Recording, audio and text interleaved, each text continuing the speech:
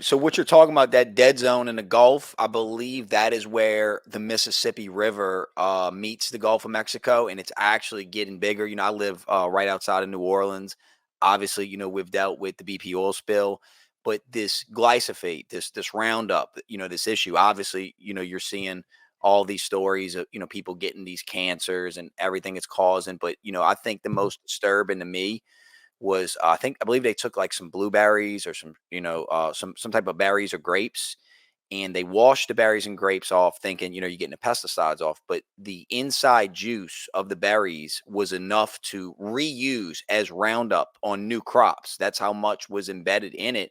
So it's like we're poisoning not just our water supply, we're poisoning our food supply, and it's not even the most nutritious food. So like, where's the benefit besides profit? And do you think anything will ever be done?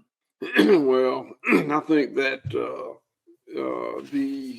pesticide industry, the food industry, the big ag industry has incredible support in Congress, in Hmm. politics, and I think that if we see change, it won't come from legislation. Hmm. It won't come from regulation. It won't come from the land grant university system. I can give you a long list of where it won't come from because there's so much money involved. If we see meaningful change, it will be because consumers demand meaningful change. Hmm. And I worry about that because you and I both know there are a lot of poor people and people that can't afford they can't afford the cheap food that's on the shelf now. Hmm. And they really can't afford food that the cost of production is covered in the price of the food. Hmm. My beef and pork and lamb and poultry cost more than industrial. Really? And I'm unapologetic about that. Hmm. But I also am worried about people that can't afford it. I want them to eat too. I don't want anybody hungry. Hmm. And while I don't want them eating industrial food that I think is bad for them, I'd rather them have that than nothing. Hmm. So I'm a farmer. I know a lot about how to fix this food problem. I'm not an economist. I don't know how to fix that part of the problem, but it's an issue and it needs fixing. Yeah, I've kind of thought, imagine a world where our legislators in Congress was all farmers. And if you think about it, that's the way it used to be. That's the way Congress and the government was run. And Mr. Harris, one thing I noticed that kind of like always disturbs me, and like I'll catch myself in a grocery, grabbing something and then putting it back. And what I noticed, I don't think food said this a couple years ago. You ever notice on some of the food labels it says this food contains a bioengineered ingredient? And whenever I read that, I just really like think like, do I really need this? And most of the time the answer is no.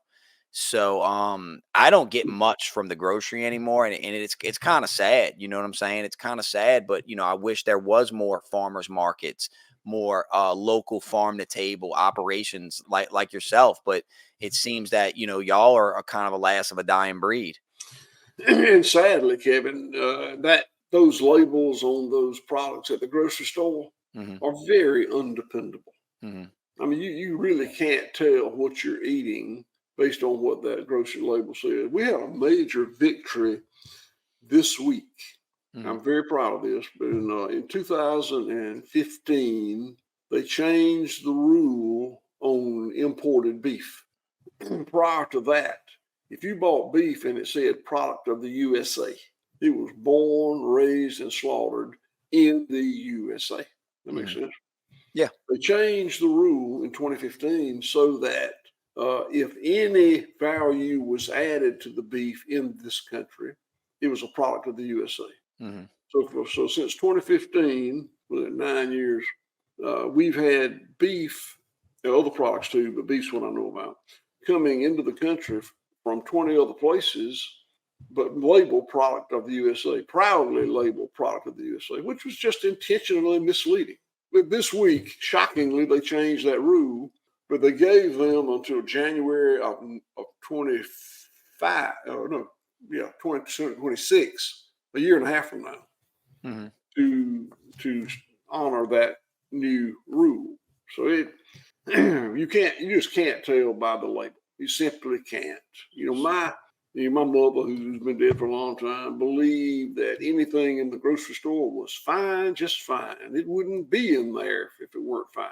My wife, who is 60 something, is a little more skeptical, but still buys pretty freely at the grocery store. Mhm. And my daughters, who are in their 30s, are very skeptical of anything, and they're the ones that are right. That thinking has evolved in the right direction. If you don't know something about the actual production of your food, you're probably being misled.